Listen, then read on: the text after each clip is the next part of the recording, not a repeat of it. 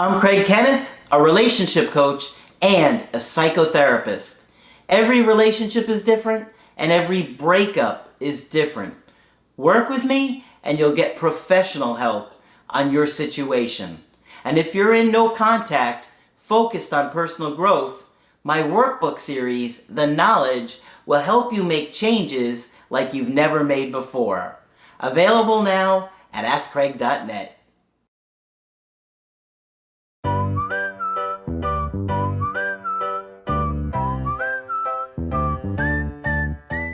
Hi there, I'm Coach Kenneth. I'm Coach Margaret. And today we're going to be talking about, is it better to walk away? Margaret, this is a topic that I think just about everybody's going to have to think about during their breakup. Yep. Am I going to continue trying to repair this and repair things with my ex and get back with them? Or am I just going to walk away from a situation? That's a personal decision that you guys have to make for yourselves, because you have to live with the consequences of that, right? We'll, of course, talk with you about that on a coaching and we'll give you our honest feedback. But at the end of the day, you have to do what you think is right for you. And everybody in your life is going to have an opinion. Yeah. And on what you should do, right? Yeah.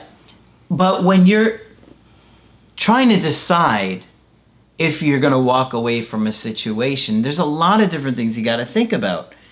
You know, the length of the relationship, the seriousness of it, how the person treated you, their mental health, your mental health, the problems of the relationship.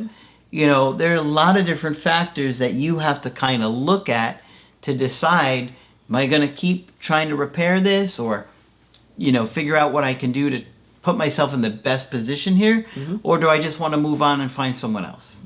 Okay? So today we have an email coaching that I thought was helpful to look at, and hopefully you guys will enjoy this one. It is from a woman who is in her late 20s and dating a guy in his early 30s, and they dated for about 6 months. And she said, "Hi Craig, I'm a big fan of your videos. We decided to take things slow between us since he's recently divorced.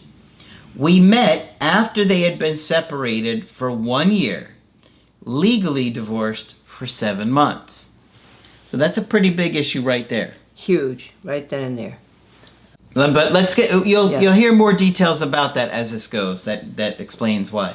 They were together for 8 years. Okay, so this guy's in his early 30s. He's been with this woman since his early 20s, long time. Yep. And now he's only been single for about a year. But there's more. He spent most of his 20s in a serious committed relationship with his now ex-wife, which I just explained. I was the first woman he dated exclusively since his divorce. So now we have another big problem here, because it's not like he's been dating all kinds of people after coming out of this marriage. She's the first woman, right? He also deals with bad depression, another big one, but takes antidepressants and sees a therapist. Well, good for him. It's great, but a depression could be extremely overwhelming. Yes, it can. And he's still dealing with his divorce, whether or not he denies it. Yep, I think so too. Yeah. And he could have a lot of guilt or mixed emotions about it. Right. Even if he was the one that wanted the divorce, he could still feel confused or angry. We both have avoidant attachment styles. It's possible, but we don't see it very often. Well, for obvious reasons, you sort of repel each other like magnets. Yeah. You know. But let's go on. Since I have intimacy issues, we took our sexual relationship slowly, which he told me he was okay with waiting. Maybe he was. Maybe he meant it at the time. Maybe he changed his mind. Maybe after being married for a long time and coming out of a divorce, he didn't want to wait anymore. He wanted to go crazy.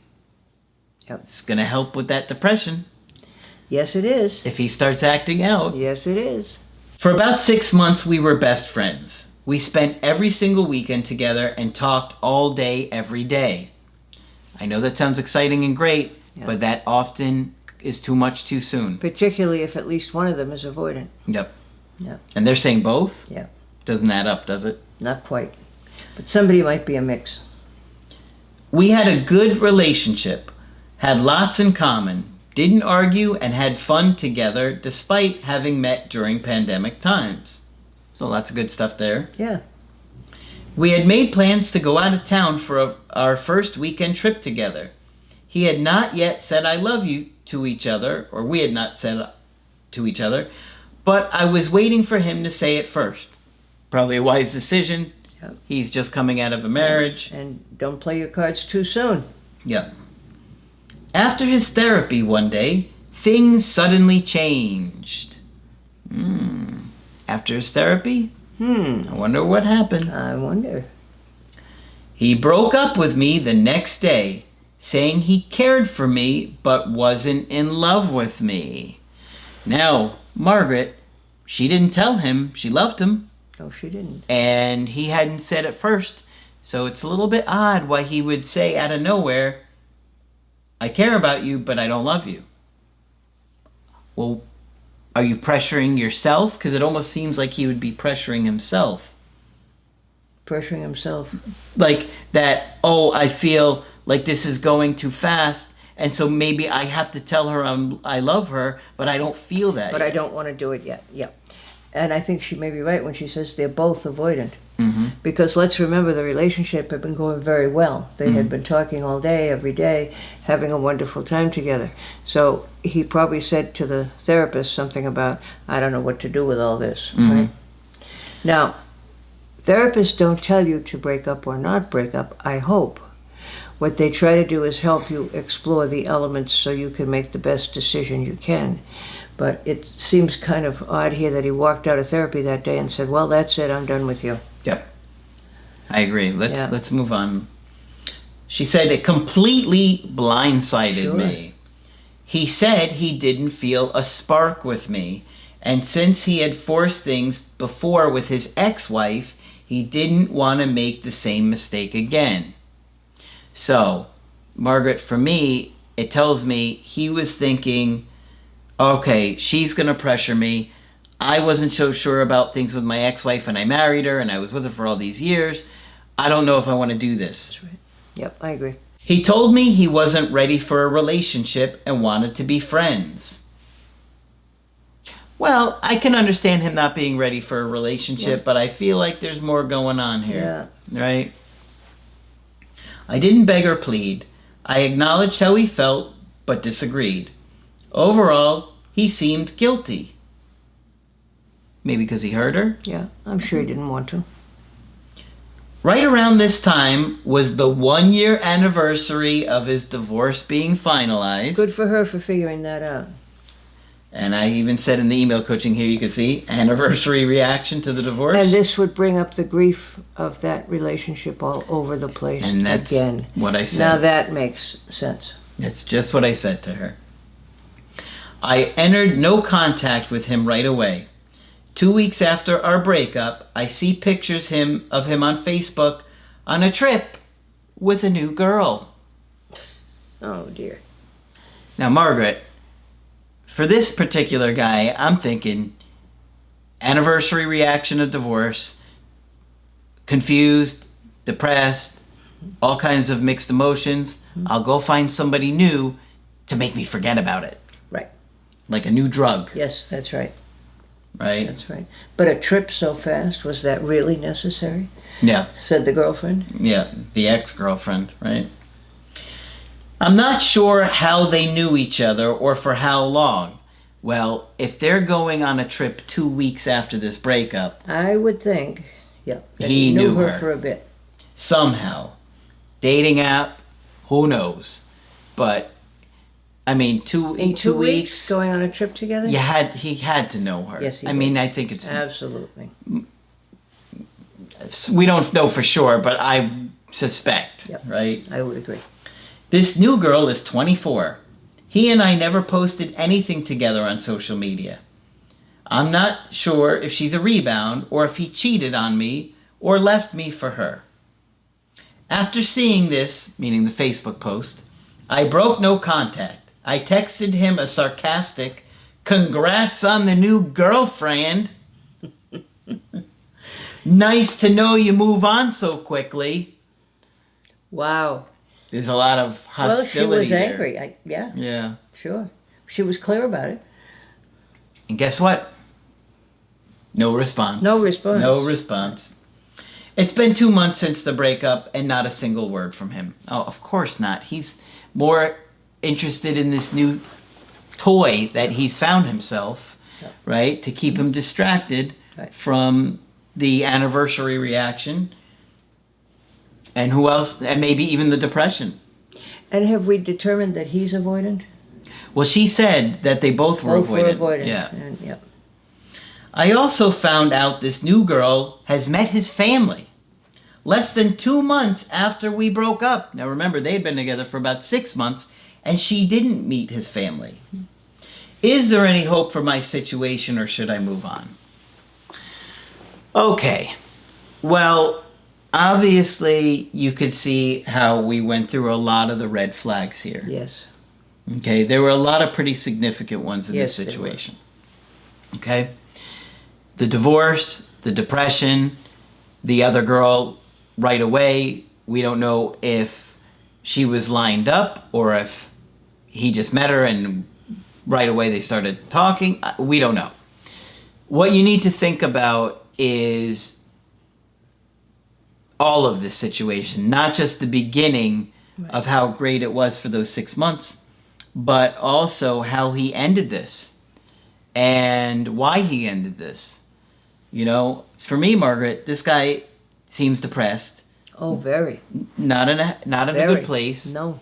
not ready to date, and probably using people to comfort him during difficult times. Exactly. And of course, nobody mentions whether he was in therapy because of the depression around the divorce, but you'd sort of guess that. Mm-hmm. Yeah. But when you're taking antidepressants, it's not so good. Not that you'd write anybody off for that. But here's the other thing. And it's very easy to have, guys who fall in love in that first year after the divorce. And they appear to be ready, and the women get all excited. And then when it comes down to it, they're angry and they're not ready and they want their freedom. And people forget. I've heard people say, well, they've been separated for 3 years, but the divorce isn't final. I have observed, at least in many, many cases, that the grieving doesn't really start until the divorce is final. Mm-hmm. So I think That's when it hits them. Yes, I think people think, well, it wouldn't be ideal. They've been separated for 3 years, so he's had plenty of time to grieve. Not really, always, certainly. Because it wasn't truly Over. in some ways. Right. Yeah. And the other thing, Margaret, about this particular situation is that he's in his early 30s. Mm-hmm. He's been with the ex-wife since his early 20s. Absolutely. He's never really had that time to go out and date and No. be free and see a lot of people. Right. I think he needs to figure out his identity. Okay? Yes, which was probably tied up with his wife. And, yep, okay. Go out, figure out who he is and what he likes. Yep. And, you have to make the decision of if you want to walk away and move on or not. There's plenty of reasons for your particular situation that I would say, if he comes back, I'd make him work real long and hard because I think you're going to have a lot of trouble with him. I agree. Right? I absolutely Just agree. based on the depression, Right. the divorce, the short amount of time he's been single, I think there are a lot of challenges with trying to repair it with him. The other thing is, and we have to remember that we have avoidance here, that avoidants tend to break up when they get too close. These people were extremely close. They were talking every day. They were talking about everything every day, right? Yep. Yeah. So whichever of them or both of them being avoidant, it couldn't have lasted. It was too much, too soon, too close. Yep. So hopefully this has been helpful to you to see some of the things you got to consider and, challenges that you want to explore, whether or not you're going to pursue something or decide to walk away. Yeah. And I can see why she was blindsided. Things were going all that well. Things were going very well. So I'm sure she's very upset. Yeah. Okay, tough situation, but you got to remember that you deserve somebody who's going to treat you well and really try and work with you when there are struggles in a relationship. And you want to look at somebody's mental health. He seems to be struggling. Both of us agree. Yeah. And if he improves, he might say to himself, "What am I doing? I hurt somebody that was really, caring to me," and come back. But you better make sure he's in a good place and really willing to commit and make it work like an adult. And don't put your life on hold waiting for that. Yeah. When you're ready, get out there. Okay. Hopefully you like this one. Let us know in the comment section. Of course, if you want to get our help personally, just go to my website, askcraig.net. Sign up for the coaching option that works best for you. I do email coaching and I do Skype.